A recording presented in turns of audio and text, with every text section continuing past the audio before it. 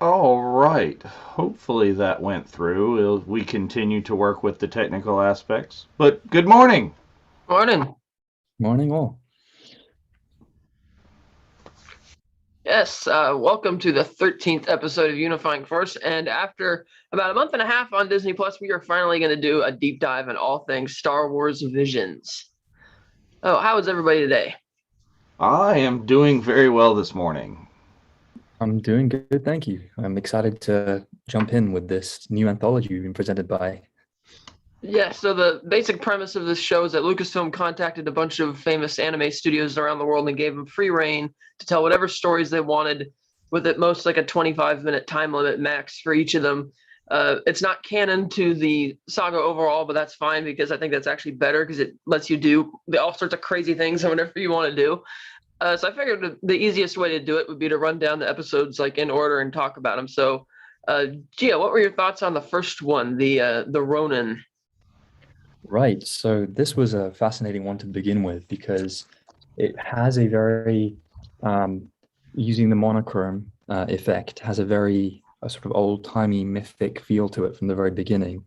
I really liked how they had the animated grain effect of the film, which was noticeable from the beginning, and to focus on a wanderer, essentially a Ronin, so a masterless samurai, as a force wielder and force user, with just a sort of small innocent accomplice, his astromech droid, was a really interesting way of kind of bringing Star Wars full circle with the Kurosawa influences.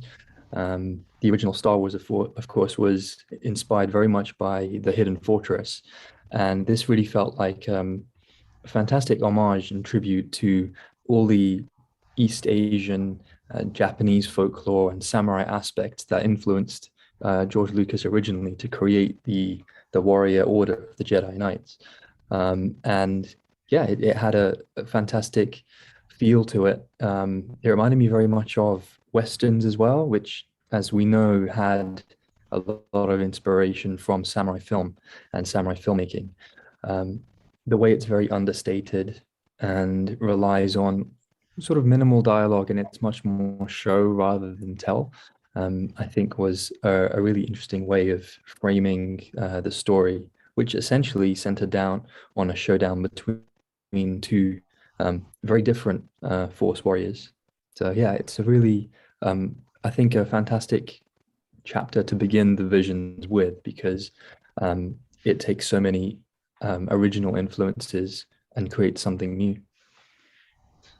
Yeah, I really liked the design aspect of it because the whole thing looks like the movie Yojimbo, with the emphasis on the Exactly. the Yeah. charcoal coloring and the little bit of overcast. Like that whole movie took place in like a little small village with like one little street in it. It's either overcast, raining, or night. And this one kind of looks the same all the way through it, and it's sort of like a mix of taking that Yojimbo of it because he is a Ronin in this little small village and helping out these other fellow villagers, but crossed with a little bit of Seven Samurai type, classic, bandits come to raid the village. Which at first I kind of rolled my eyes at because I'm like, oh, God, we've done this so many times.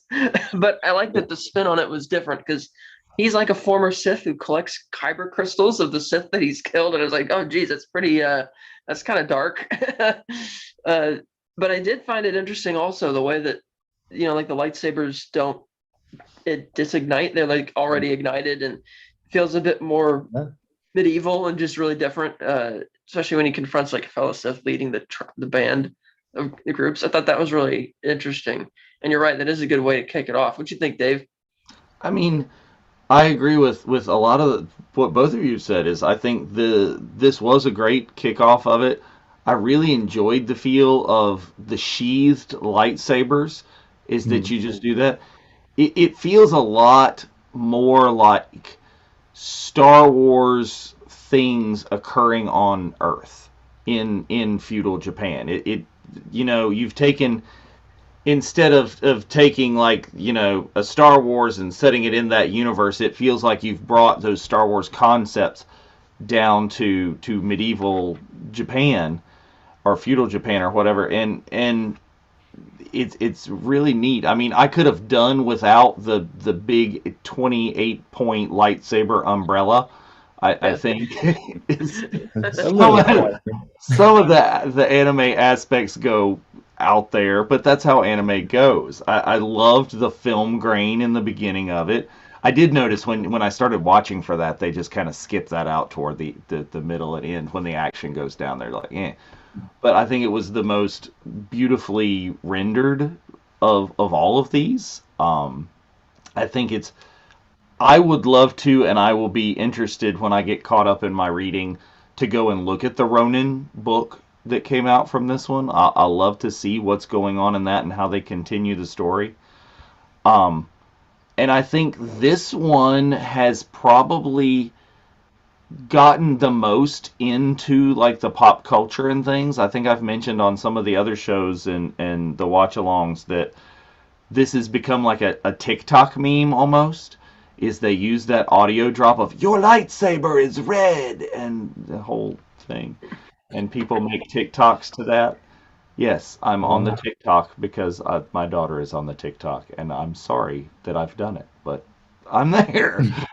But yeah, you have this extra insight with it. This one was super enjoyable. I enjoyed the twist, and you're expecting him to be a Jedi, but I mean, it's a whole nother chapter that we can talk about. See, yeah, Mike is in the chat. He's reading Ronin right now, so that's who I'd heard about it from. I also thought that was kind of a surprise that the way he kind of pulls the one up on him isn't with his own so much force skills as it is with his droids. That they kind of like, because I was wondering what this droid was going to do, because it's like, okay, that's kind of, you're doing the classic, that classic pairing you see in literature and fables all the time. You have like the wise old samurai and the kind of like the dummy little kind of droid, but then it just shows up and just like a boss just dominates the entire from the sail barge. It's in the sail barge. Exactly, so that Return of the Jedi callback. Yeah, I agree that was the best animated of all of them. It looked very almost had a cinematic feel to it more than the others, and so I do also look forward to reading that book. Mike can tell us how it is in the chat. Yeah, and I think that this one will lead us to a whole other discussion that we can talk about. Is this Ronin character? Is he a Grey Jedi? Is he a Sith? Is he a former Sith? There's a whole lot of backstory that has got to be there behind this character that I hope we find out about in the book. That's going to that will lead to a lot of discussion. Yes. So now, as great of a start as they had, they did have to swing the pendulum a bit in the opposite direction for the second episode, which is called Tatooine Rhapsody, takes place during the Clone Wars, and the premise is that there's this rock band, like a kid's pop band, basically, and Boba Fett has been hired by Jabba the Hutt to kidnap their guitarist for execution because he didn't want to join his uncle's crime family. I liked the animation of Boba Fett, and that's probably the most I can say that I liked about it. And I did actually like the moment when he kidnaps the guy and he's walking away with him, and the one kid, the lead singer, comes out and confronts him, and he's like, "Boy, do you really want to do this?" And I thought, okay, that was actually a nice moment. But I get it. Star Wars has an appeal for little kids as well. This one was definitely written for them.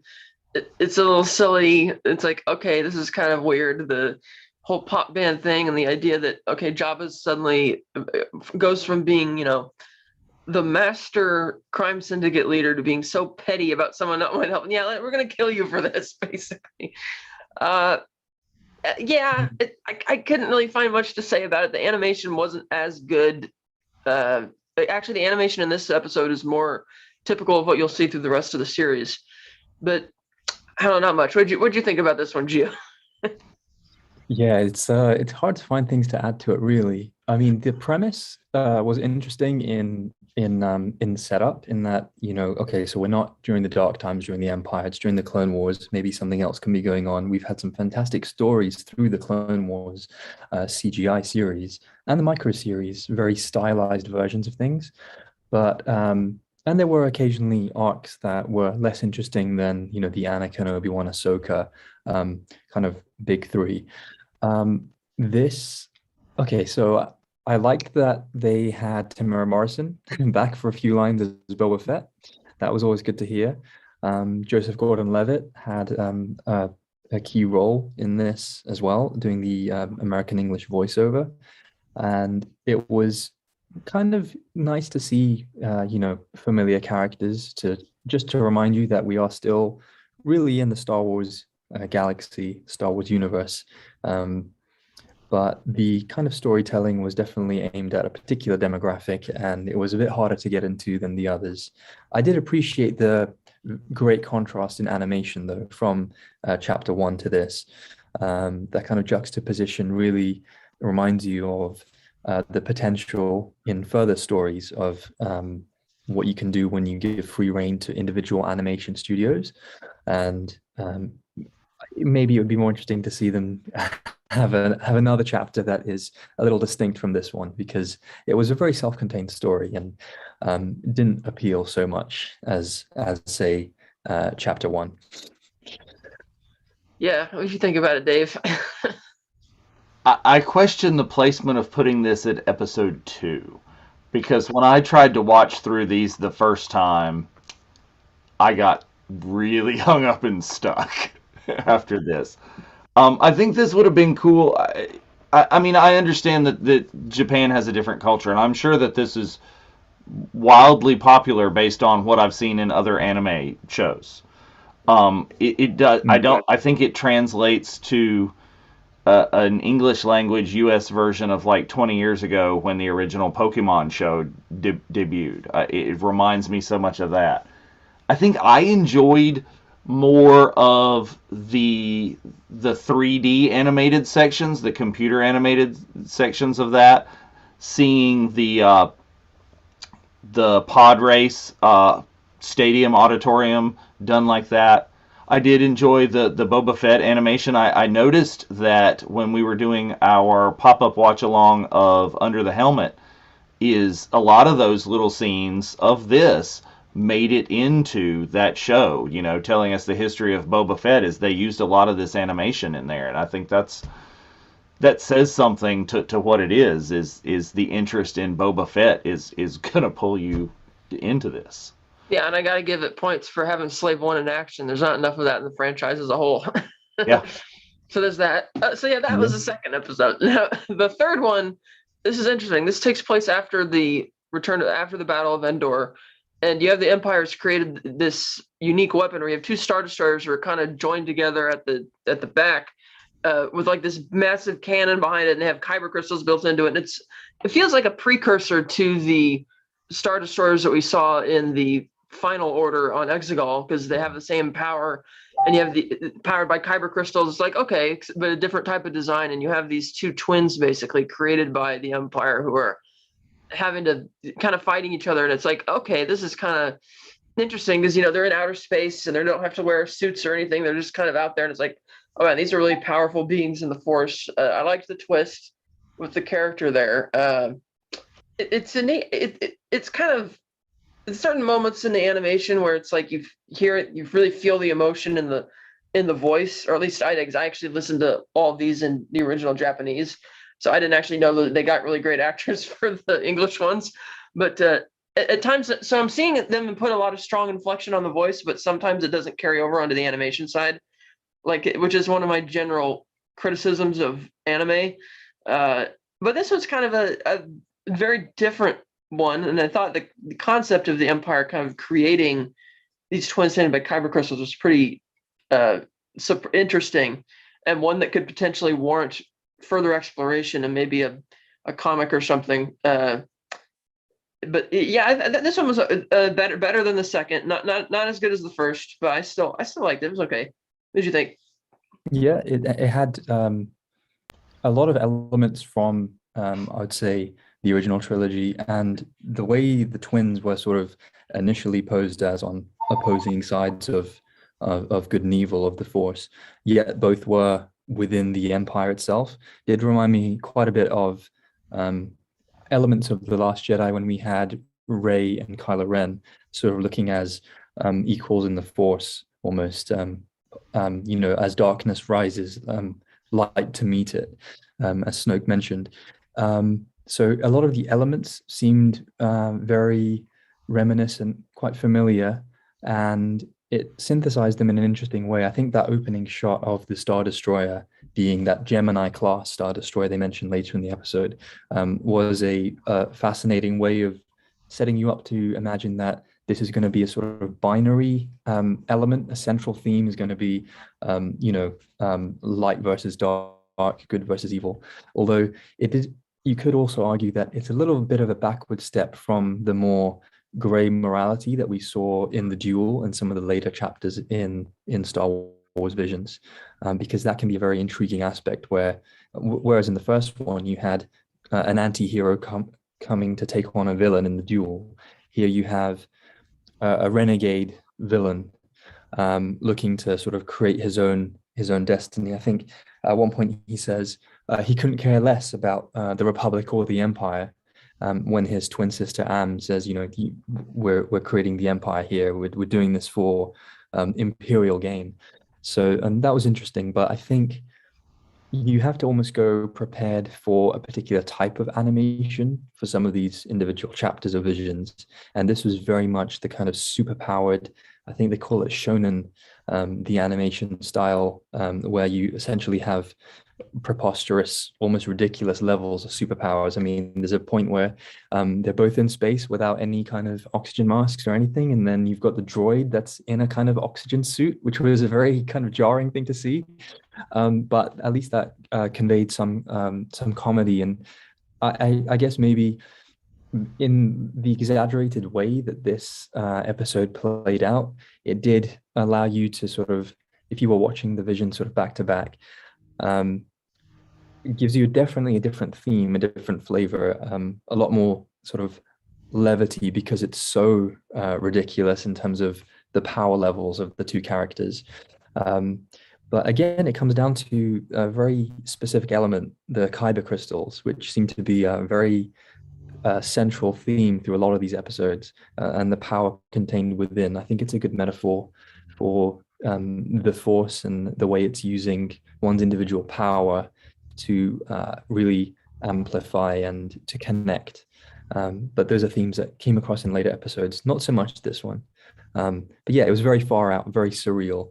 I think it felt a little, the voice acting this one had Neil Patrick Harris and Alison Brie, but I think your criticism of the dialogue inflections not necessarily matching up with the action on screen still holds.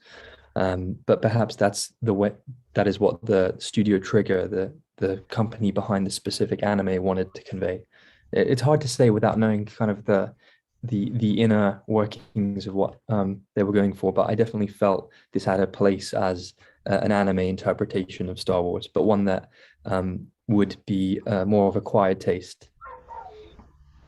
So this one was my Last Jedi for me. Of all of these, this was the Last Jedi. And go with me here. The parts that I loved. The parts that I hated of this particular episode. I mean, the physics of it, the going into hyperdrive on the nose of an X-wing and just barely kicking the thing, and the no suits in space, and that bothered me. But yeah, when you go look at it and you see, I think the people that made this probably know the most or respected the most about Star Wars and the history of Star Wars of any of them. The twins story, the Macquarie looking Vader suit on the male twin, the way that the female twins mask unhinges when it comes at the end, and the way it comes off. I really didn't get the impression that some of the other studios had a lot of knowledge of Star Wars. They just took, base fan kind of thing. These people, I really think, did a really deep dive in there. They've got stuff from, referencing the original trilogy, the prequels, the sequels. It's all in there. But then when they just throw physics out the window and get for this super powered type of thing, and I don't think I realized it until Gio was saying how it's a super powered kind of thing, is how Dragon Ball Z that this feels. Exactly that. Yeah. It is okay. Is like, we give this one power, then we give this one more power, then we give this one more power. There's no end to the power. But I would watch it. I would watch it again. I think having Neil Patrick Harris, because my first watch through, I did not realize who that was. It's like, I know that voice, but I don't know who that voice is, and that bothered me. I think I want to go back and do what Catherine did, which is watch these with the Japanese actors and the closed captioning or something like that, and see if that gives it a different level. Spencer is saying over here in the chat that he thought the twins showed the most promise for like a future. I'd watch a episode 2 of that, see where that goes. So I agree. He likens it, as opposed to Dragon Ball Z, he likens it to the Matrix. Yeah, it's definitely the accentuated superpowers. Yeah, I think it, going off what you were saying, it had a lot of nostalgic nods to smaller details in the Star Wars galaxy, which really shows that there was a lot of love and affection poured into this spin on Star Wars, using familiarity, but really stretching it to something new. Especially, I really like that visual also at the end when the Star Destroyers finally get split apart. Well, that's what I'm saying, is like the homage to the Holdo maneuver right there is, right there. They've got the 3PO character homage. They've got the R2 character. They're doing a lot of Star Wars references that they can cram in there. It's pretty cool. So now the 4th episode, The Village Bride. This felt almost like a proof of concept if they wanted to expand it into like a longer short film or a feature film type thing. This had a lot of story points in it. I like the first half a lot. The idea of the groom carrying the bride up to the top of the mountain, the edge of your bride. It's like, okay, so this does remind me of some other Japanese folktales. I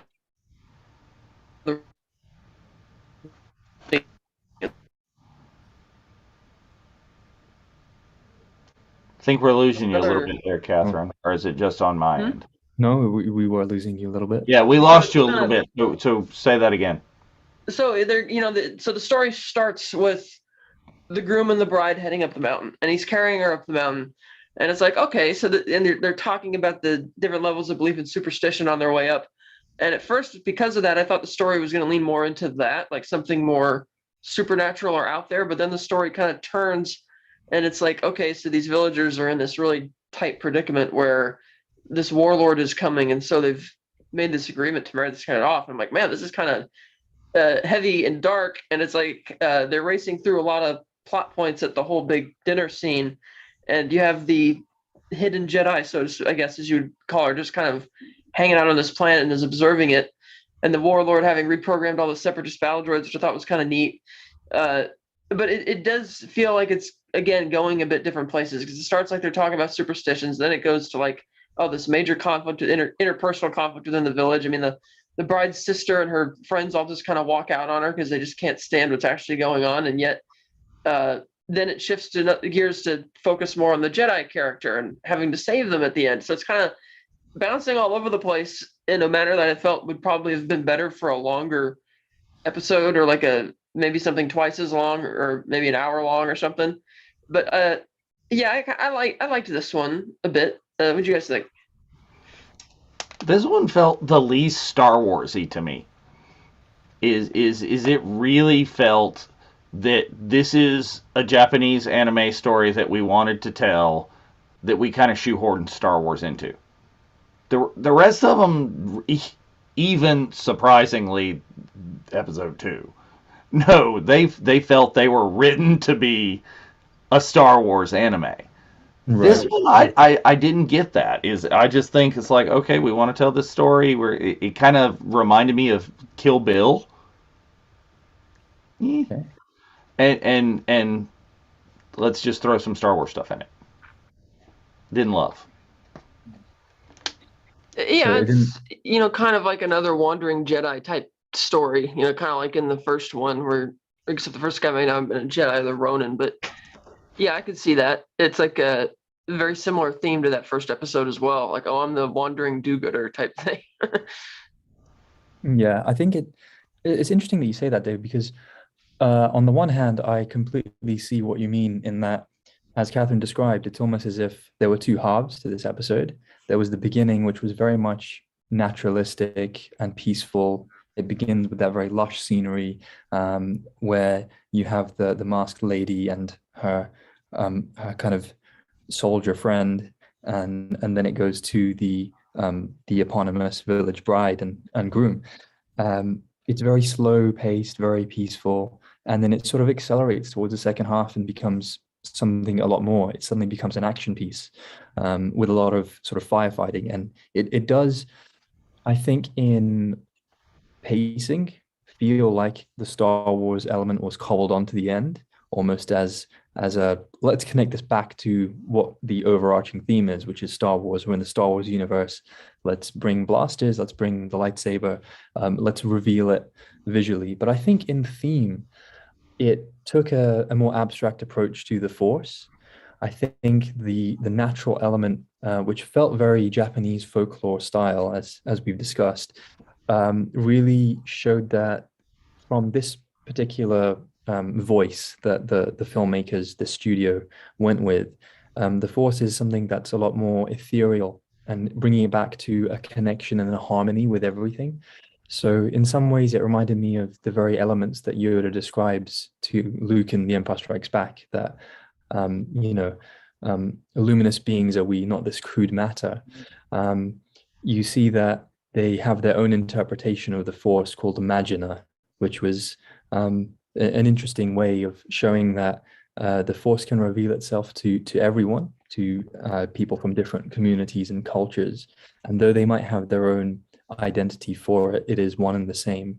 And that same sort of internal power can be harnessed, but through a path of peace, and rather than one of aggression. So I think thematically, it really took some core raw elements of Star Wars and of the Force, but maybe the pacing could be a little better, and as you mentioned, could have been better suited to a longer form episode, or maybe even several chapters, to really see that it's not just a rushed kind of here's the action spectacular finale, and oh, here's the lightsaber, so we're back with focusing on the Jedi, but more that there are more aspects with it, and I really appreciated just the little metaphor they had. The flashback of the river and the children looking for an obstacle around the flow was brought back by the masked Jedi lady, who mentioned that you can't change the river's flow, but by casting a stone and live in harmony, you can change together. It's very much about community and connection, which I really appreciated. It might be a core aspect of some Japanese belief systems, and I think it melded quite nicely with the concept of the Force, just in its raw elements. See, I like your description. Is now I want to go back and rewatch and really look deeper beyond what it is. So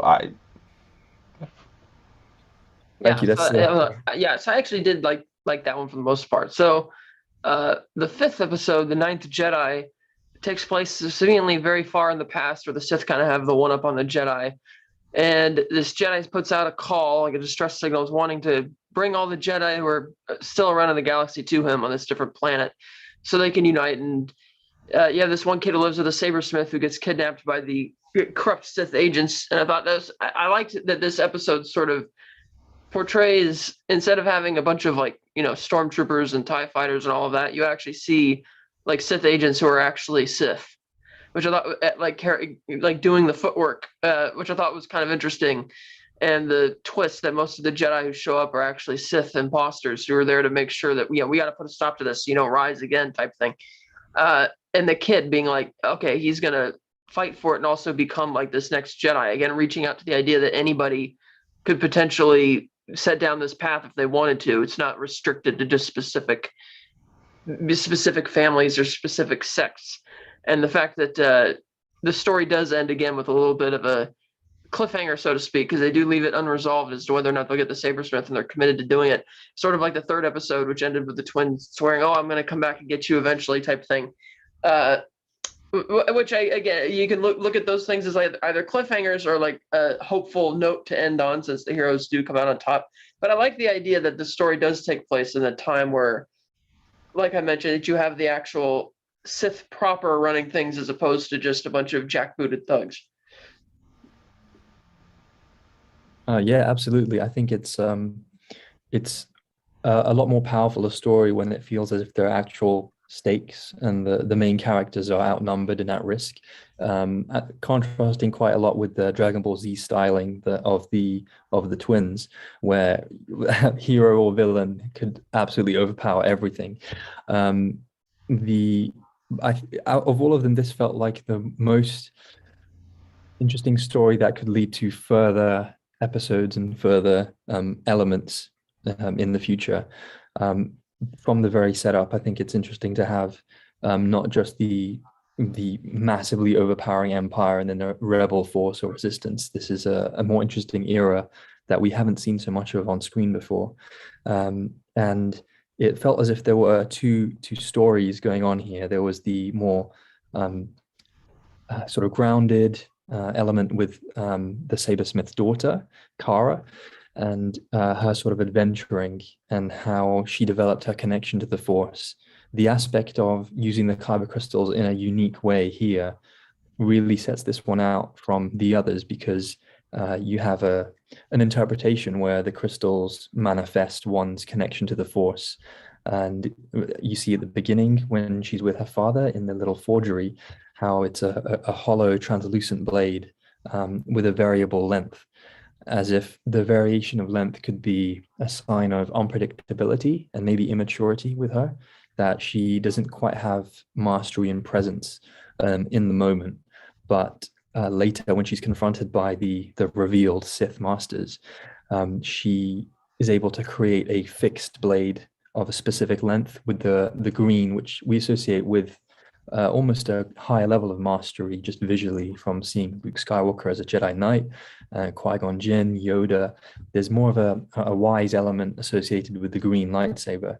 And I think it was also quite significant that Juro, the hidden Jedi Master who had this sort of master plan, had a green blade as well, as if he was always wise to the cliffhanger sort of switcheroo trap that the Sith had laid out for him, and he was ready and prepared to take on and reestablish the Jedi by defeating these Sith with his own counter plan. I think that was an interesting contrast of ideas that was visually portrayed in a simple way, but in an elegant way.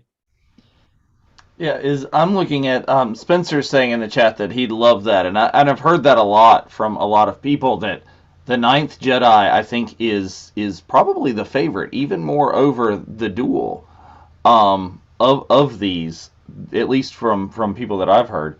And he says that it is supposed to be like 40 years after Rise, and just kind of retcons Rey's existence, and the Sith taking over from there with none of the Jedi. just kind of ignores that, and I could buy that, believe that. Um, my favorite part of this whole thing was the lightsabers themselves being kind of a mythical, magical type of thing, something that almost has its own presence. You know, the lightsabers are adapting to the force of the user. You know, the length changes, the color changes, on its own. It's not like in real Star Wars where, you build your own and you find your kyber crystal and it's this color and the Sith bleed it to the. No, that lightsaber, it, almost it's like Mjolnir, is it senses itself, has the mysticism or the power to sense if you are worthy and what level of worthiness you are, and adapts and adjusts based on that. And that's really my favorite part of this whole thing, other than the twist of, oh, we're all Sith and we're coming in. It's like, yeah, it's a nice twist, but seeing that form of how the lightsaber itself becomes more of a character in the Jedi or the Sith life. I love that. That was my favorite part.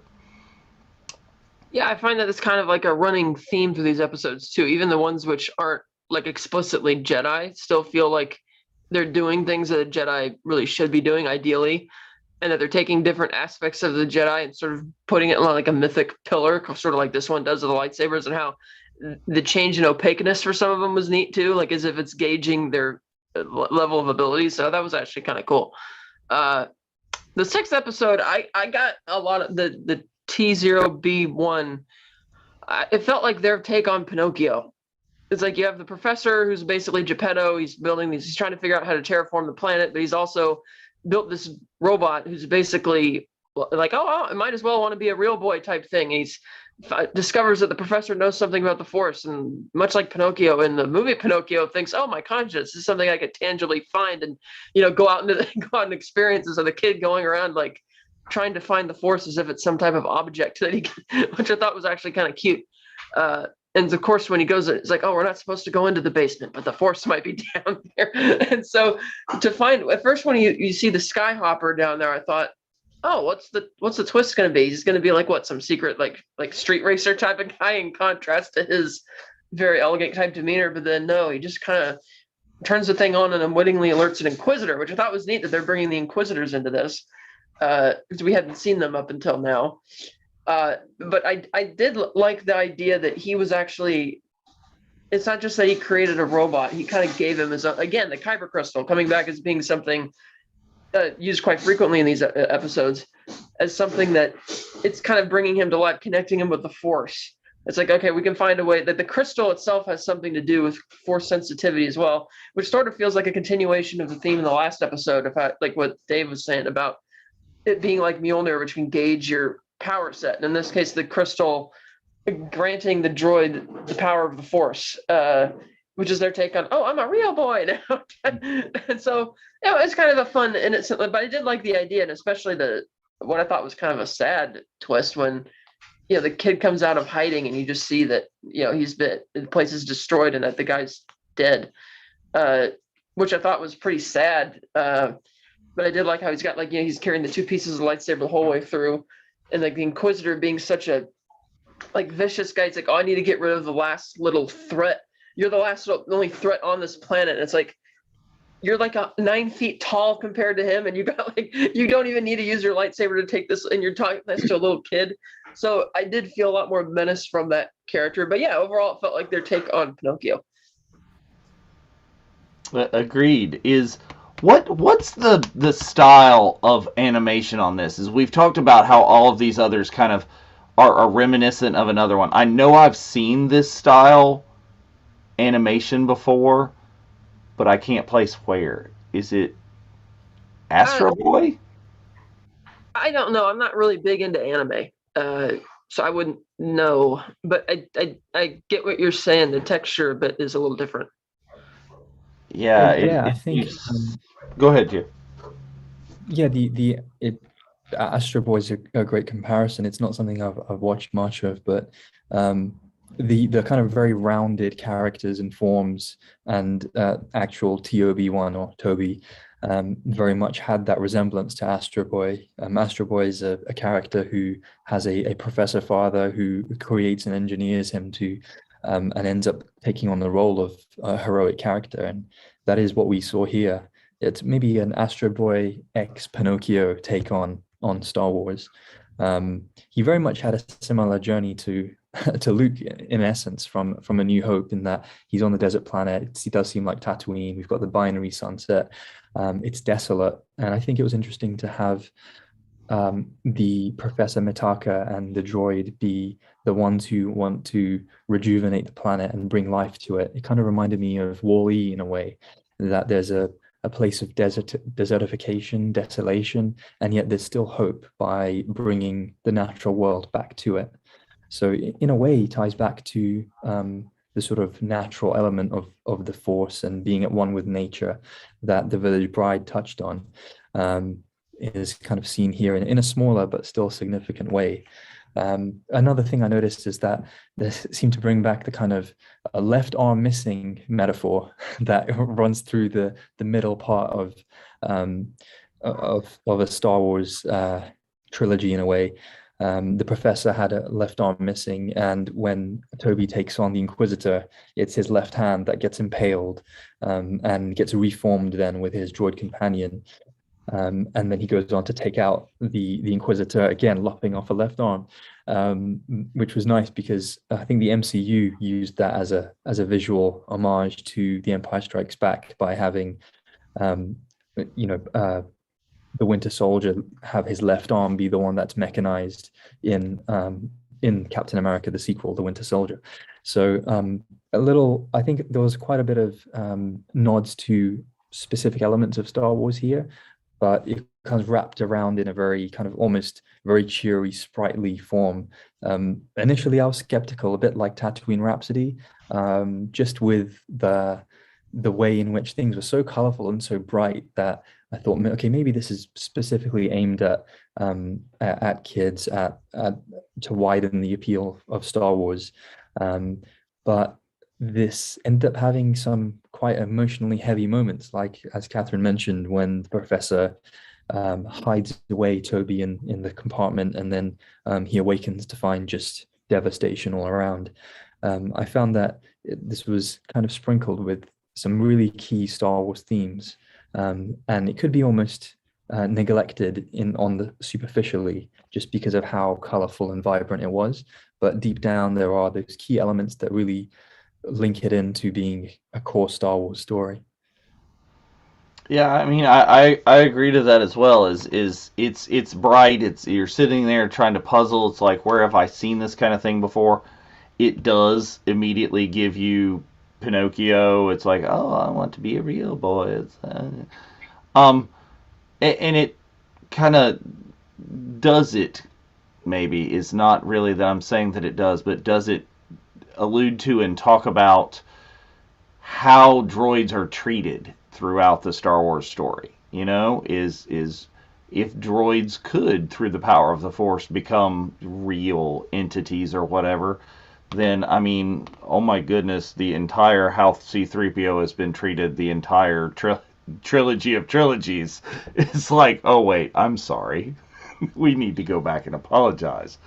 Or the level of, slavery almost that droids have been made into in the Separatists with the droid armies, and just mass waves of droids that could, through the Force or through the power of kyber crystals, become real. Is what have we done to them? But I think I agree with you that they made it light, they made it bright, they made it this way to kind of cover some of those dark, deep aspects of, oh, happy, I want to be a real boy. Oh, my creator's dead. Okay. Yeah, that's another thing that seems to be common in these. You have radical shifts in tone. You can have like that little silly moment and then something heavy, right? Which is, again, something that you see in anime quite a lot. Speaking of which, we have the next episode, The Elder, which feels like a throwback to those old that old book series that came out around the time of the Phantom Menace that was chronicling the adventures of Obi-Wan and Qui-Gon leading up to that film, like a classic Jedi Master and Apprentice story, teaching him a very valuable lesson about being kind-hearted, and the basic premise being that they find themselves on this planet centuries after the fall of Darth Bane, where there's this mysterious elder that the villagers talk about who's hiding up in the mountains and is a bit of a threat. And of course, the apprentice wanting to be all strong-headed and go face him first, and the master kind of knows that. He's like, "Oh, you want to go up in the mountain to face this guy, don't you?" It's like, "Oh no, you're better with ships than I am." Not that it would make a difference because the ship is like parked, so it's not like it matters. But I liked that when the apprentice does eventually meet, the elder, he actually does the right thing. He contacts his master immediately. He's not going to be like Anakin and just like, "Oh no, I'm taking him now," type of thing, or like Ahsoka did the same thing when she first met Grievous. But I thought it was interesting that the elder, in a sense, is a lot more restrained than the classic Sith, because he's like, yeah, they're greedy, and their greediness and their squabbling just constantly prevented them from being able to achieve their destiny. So he left the Sith Order to do his own thing. And I thought, okay, that's kind of interesting, but they didn't really dive much into what he was actually doing on that planet. It's almost like he's just waiting for a Jedi to show up for the sake of like fighting them, because he does get kind of fight the apprentice, and he's not really impressed with them. And I liked how the elder seems to be gauging the apprentice's level of skill as an indication to how skilled his master is, as if to suggest, well, if you had a good master who knew what he was doing, then you would be a much better opponent for me. And I thought he actually killed him, so I was surprised that the kid actually lived.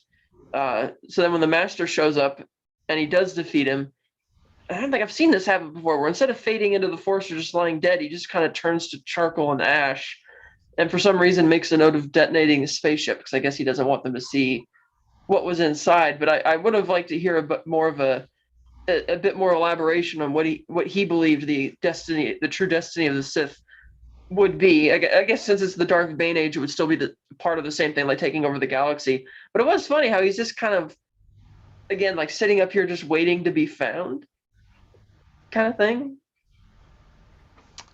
So Yeah, it was, my take was that from what the master had said, and I totally see this as a Qui-Gon and young Obi-Wan story. Totally see that. The master says he's Qui-Gon, but I thought it was almost the Sith, the elder, was going for something like suicide by cop. He was realizing that his powers are waning and he's coming to an end, and there's only so much time that he has, and he's traveling from planet to planet, he's feeling the force and looking for someone worthy to end him. That was largely what he was, and he's going to put up a fight because the apprentice was not worthy to do that with him. He's going to put up a fight, he's going to do that, but he's just looking to go out before the force naturally snuffs him out. Actually, a pretty good assessment of it now that you mention it. What do you think, Jill? Yeah, it does. Yeah, that's a really interesting take. I love how you framed it, in that from your experience of these adventure stories, you've given almost the motivation to the villain, because it is left unexplained. There is not any elaboration on what it might be, but the way you've taken it, that he sees it as his last challenge, his final stand, and going back to the worthiness that you mentioned before, what is worthy of a warrior? It would be to go out in one final duel. They'd already taken the term duel for an earlier chapter, so the elder was a good way of keeping this one to the point. But to see him, the elder still manages to hike up to the mountaintop and almost lie in waiting for a young challenger as well as an experienced warrior, is a really interesting way of framing the episode. And it does make me want to go back and watch that again with that in mind. Yeah, that's actually a nice way of phrasing that too. Okay, so I guess we move on to the 8th episode. This one I thought was the pacing. It felt a lot longer than it was, which is kind of good because I kind of could connect with it a little bit more. But it starts out as this really awkward thing. So it's like okay, so you have this archipelago type design on this planet where some people are enslaved, others aren't. In typical Empire fashion, the more alien type species are the ones who are enslaved, where the human ones are not, or at least they're slaves in a different type of way. So you have our main characters, like this little rabbit girl. She manages to escape. She kind of finds herself running into this marketplace where she gets adopted by this by this guy, and her his young daughter who loves it, like kind of treats her. Oh, cool! I have a best friend. She'll be good. It'll be great. And they're running around. They're playing. They're having a great time. And all of a sudden, there's a title card 7 years later, and you see that the planet is really getting exploited, and the father cares about that, and he's executed some type of rebellion that didn't really go as smoothly as it probably should have. And the notion that the one his actual daughter is joining the Empire and is naive enough to think, oh, they're going to help us, whereas the adopted daughter and the father are like, no, they're not. And then it kind of gets to the point where the actual daughter's like, well, we kind of have to do this. We have to look out for our people. It's almost like she's sort of, in a way, she's like, oh, it's bringing prosperity to the planet. But it's like, well, were you there to see that the fact that it really wasn't bringing anything prosperous to them? And the father kind of brings that up too. And you have like the confrontation. So it does feel very reminiscent of the third episode in the way that you have initially these two siblings are born into the same thing, but they end up having this clash over that, and we're kind of seeing that again. So I kind of liked this. I like the character of the father, and I liked the idea that the adopted one is being really connected to him, but it also feels like again, this is a story I feel could also have been longer. Mm-hmm. And it does, again, have a cliffhanger-esque type ending, because it's like, okay, so the adopted daughter saves the father and injures it enough to ward him away, but it's like, well, it's left a little bit undetermined as to where it's going to go.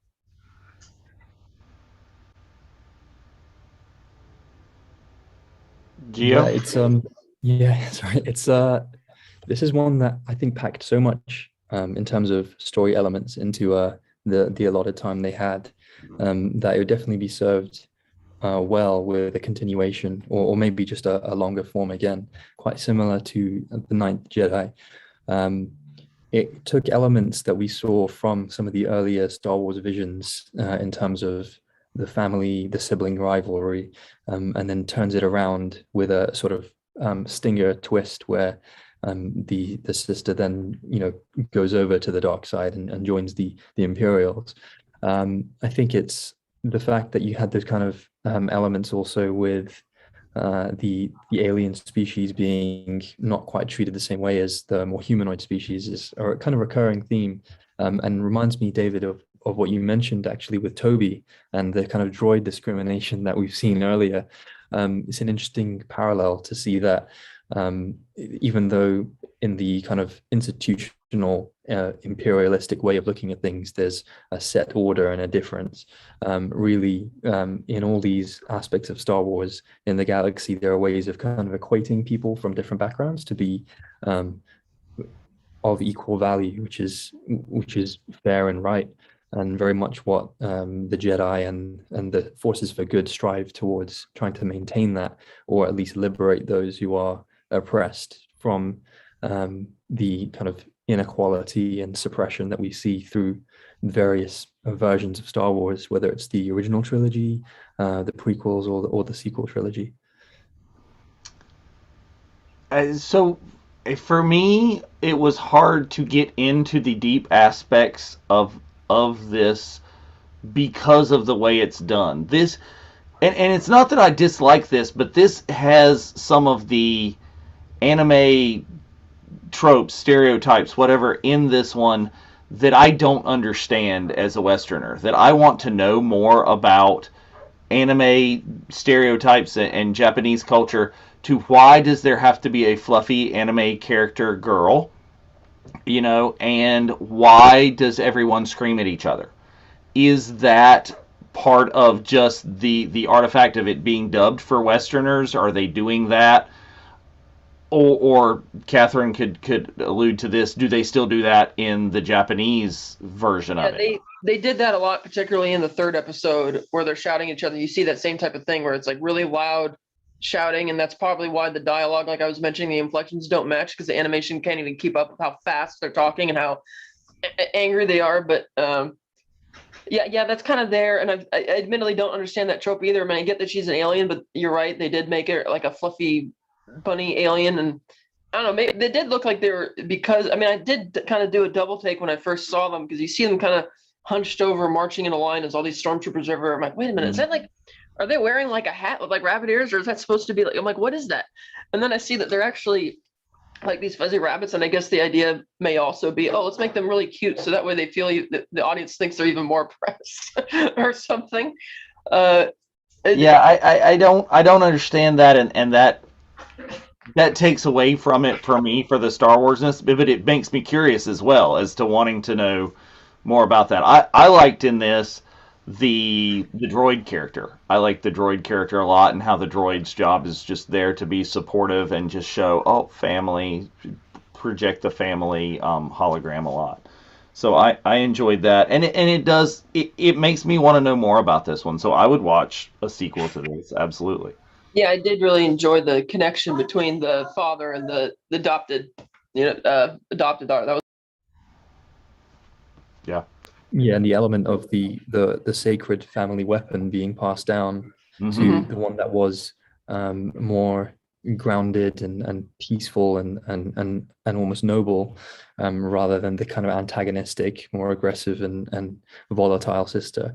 I think was a really good touch for summarizing the element of hope that really runs through a lot of Star Wars stories, and also has that kind of mythical aspect. Again, the emphasis on the lightsaber being something that not only is a physical weapon, but something of reverence and real symbolic element of prestige and of a kind of knightly, virtuous element to the characters that use them. But again, it is a trope that I think it's an anime trope that I don't quite gel with just yet, and I guess was distracting. I think because it's been a little bit of time since I saw this one, I kind of took the kind of species analogy a little more seriously, and now that you guys have mentioned it, it does remind me that on initial viewing, it can be a little hard to get into, and but again, because there's so many elements packed into this shorter story, it would be one that's fascinating to see develop in future story arcs if they go with it.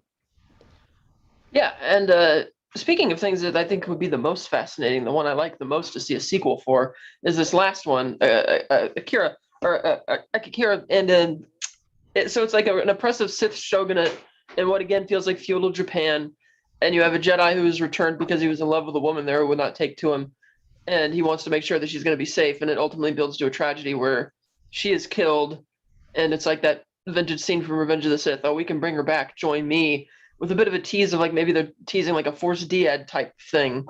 Uh, except one thing that did admittedly take me out of it is that the animation for the Sith Lord herself as the shogunate reminded me of like the classic American cartoon of like the angry cafeteria lady. It just didn't look.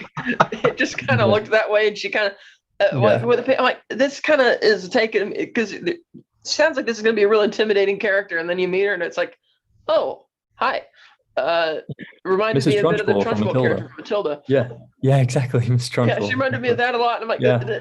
I think the design for this character should have been really different. But I do like the idea that, again, we have a story where there's a Jedi who was in love, much like we saw with Obi-Wan in the Clone Wars with Duchess Satine.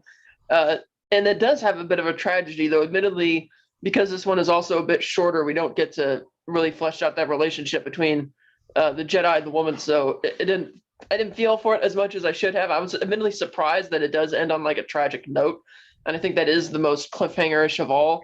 Because yeah, you've had things in like the end of episode 3 where, oh, we'll go back and save my sister at some point, or the end of the 5th episode, the Ninth Jedi, oh, we'll go back and save the Saber Smith. But those need to be with a feeling of hope. Whereas this ending kind of left me with a feeling of, oh, I really want to follow this guy to see, is he going to continue to go down that rabbit hole, or is he going to see the light at some point and realize that this Sith shogunate is not to be trusted? So that was kind of my takeaway from it. But I did enjoy the animation. And this one was probably my second favorite animation, and second to Ronin, because most of it takes place at night, and the way they're doing the chiaroscuro lighting and setup is like really cool. So that's kind of my takeaway from that one. Yeah, I think. Go ahead, Gia. sorry. Yeah, it definitely had reminiscent of the samurai feel again. Once again, the um, more reserved and kind of softly spoken Jedi wanderer. And then you've got the initial love interest, which was a good parallel to what we could have seen happen with Obi-Wan and Duchess Satine of Mandalore. Um, the in some ways the finale was surprising in that they went for the exact same parallel with Revenge of the Sith, because I do know that's one aspect of that film that some fans and a lot of people do find a little too easy. In Anakin really pretty much just went over to the dark side without having as much development in film. And because of the nature of this episode being so short, it did actually surprise me at how simply he just went with yes, okay, and their hands joined, and he went with the Shogun lady Sith to revive his fallen love. So I think that in a longer form, I feel like I'm saying this a lot with them, but with this one in particular, there was a lot of kind of back and forth adventuring with those two comedic characters, almost like the R2 and 3PO kind of bumbling light comic relief in the initial part. And I feel that the ending was a little bit rushed, but I did enjoy the parallels they went with comparing to the films that we know, and the kind of deal with the devil, the Shogun lady, the Miss Trunchbull of the story was definitely a kind of almost satanic figure in the way she was animated, which did throw me a little bit because the design didn't quite hit what I would imagine from a Shogun warlord and from Star Wars. But I appreciated their version of things. Yeah. Yeah, is I think there was very neatly bookend in it, and I think it was chosen that. And I mean, and I hope in some of the arrangement of these episodes that we get a season two, and really maybe even almost season two goes ahead and continues the stories that we want continuation of, and then gives us new content for those other chapters that were just kind of a self-contained throwaway chapters or what, is that we can get this again, but we get a continuation of, like, episode 1 and episode 5 and episode 9, and then we get some new stories sprinkled in there. I hope that's where they're going. I thought that this was a really neat kind of Anakin parallel story. Is just sitting there, it's going like, well, I have to do this. I think I got some of the feel with this of, yeah, he had no choice. He had to do it. I got more of that feel with this episode of anime than I did get with Anakin. It's like, Anakin, you had so many other options to save Padme. This guy is just, nope, it's done. I got to do it right now here. And you do want to continue to see, is he gonna, catfish on the Sith, and is he gonna take the Shogun out at some point? Is his word his bond, and has he continued, and will he go down the dark path and become, samurai Shogun Vader? Don't know. Want to see some more? Yeah, so I liked it for the most part. The only one that I really didn't like was the second episode, but that seems to be almost a universal opinion. Yeah. But yes, I would love to see another season, and who knows, they might, depending on what the viewership is like. Do we have any questions for this? Look, we haven't had a whole lot of questions in the chat. I think we've gone a little bit long today, but I think it's deserved because there is so much in this. What I would say to just kind of wrap things up is, please ask us some questions. If you're watching it live now, or if you're watching this on our YouTube channel at any point, we check those comments. Give us some suggestions for what more you want to talk about. What episodes or what plot points should we take a deep dive on and talk more about in future shows? As we're always looking for content, and we want to give you the content that you want. So this is just kind of a roughshod overview. We've gone through it. Tell us you agree with us. Tell us you disagree with us. Tell us what else you want to hear and see in the future.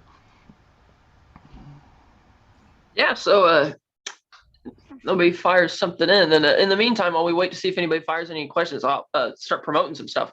So Tuesday, we're not doing the traditional happy hours. It's going to be like a Thursday night watch along style with the team over from Skywalking Through Neverland. There's going to be some trivia. There's going to be a watch along of a highlight reel of both the 1978 holiday special and the 2020 holiday special. So that'll be fun. Thursday, I can't remember. What are we watching on Thursday? So it gets complicated. There's a lot of different stuff going at a lot of different times here. So I would advise you to go ahead, and I'm making this whole thing go around because I don't remember right off. So go find the calendar. Okay, there are calendar posts out there for you that you can definitely take a look at, and probably I'll go ahead and use this as an excuse to post that again later today. I just remembered. We're not doing the typical watch along. This is another episode of the speaker series. Absolutely, yes. We've got a lot of speaker series going on, and it takes place during the watch-alongs. As I can't navigate through, I'm doing that. But our speaker series so far has been amazing. I think it's C. Andrew Nelson. That's what. Yeah, I was going to say. I think that's he's the was he the guy who worked in the promotions marketing department between the first two films?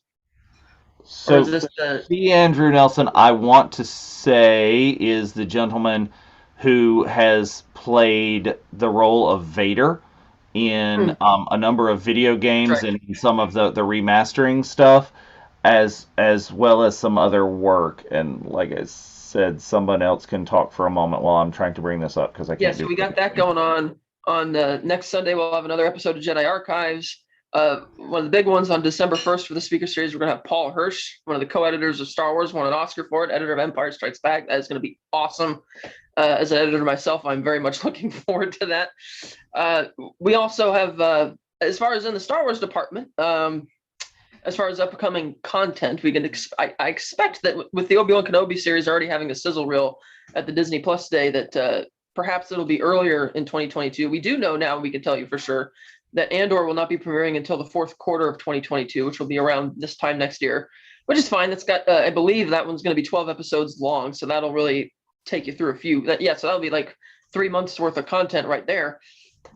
I admit I was kind of hoping that they would announce a Visions sequel during the Disney Plus Day, because this series actually happened quite quickly. It started, the impetus of the idea began in January 2020, around there.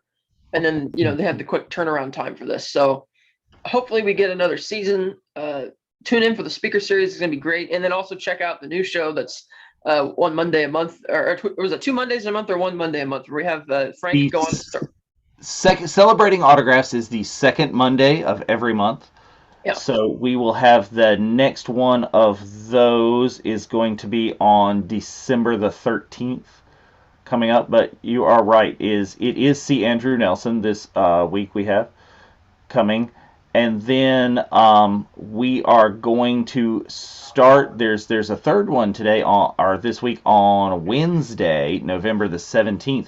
We are going to start. We're going to have a special watch along. We're going to start our countdown to the Book of Boba Fett, and we're going to be watching where it all began, Attack of the Clones, on the 18th. Wow. On November the 17th. So we've got lots of content coming on, and we're doing some special days. Since the speaker series is going to be on the 18th on our regular watch-along night, we will be watching Countdown to the Book of Boba Fett, Attack of the Clones will be on Wednesday, November the 17th. So Life Day, Attack of the Clones, speaker series, you should join us for all of them. They're going to be great. That's right. And that's the other big upcoming thing that I can't believe my brain missed it. The Book of Boba Fett coming December 29th. So that'll be awesome. And then check out the Under the Helmet featurette that dropped on Disney Plus. That was okay. We also have the video for the watch along that we did. So you can find all of this stuff on our Virtual Cantina Network YouTube channel, as well as the great episode we just had with Nick Maley. That was fantastic. And Tim Donaldson, one of the Jawas from Star Wars. That was a really fun story about quite a scary venture. Let me come in and measure you all and borrow. I like how we use the term borrow. I'm going to borrow the kids from school to take them out into the desert. That was great. And check out Tim's personal page if you haven't already, because Tim announced, I think yesterday, that he's got a con appearance coming up. So if Yeah, you're in Capitola, California, go see Tim. That'll be great. That'd be fantastic. So, any questions yet? We've been buying No, time. nothing there. So, like I said, is if you're watching this at not live, still put some stuff in the comments, and we'll get back to you, and we'll check it out in future episodes. Yeah, that's the great thing about this show is that now that we are on YouTube, we can go back and easier track down the videos, see what people are commenting in general, to do like follow-ups or something. So, Unify, and also check out our TeePublic store. We got great merchandise there. We have a new shirt, new racing style T-shirt that's available for, I believe, until December 13th. Yep. Price $70 plus tax. It looks pretty cool.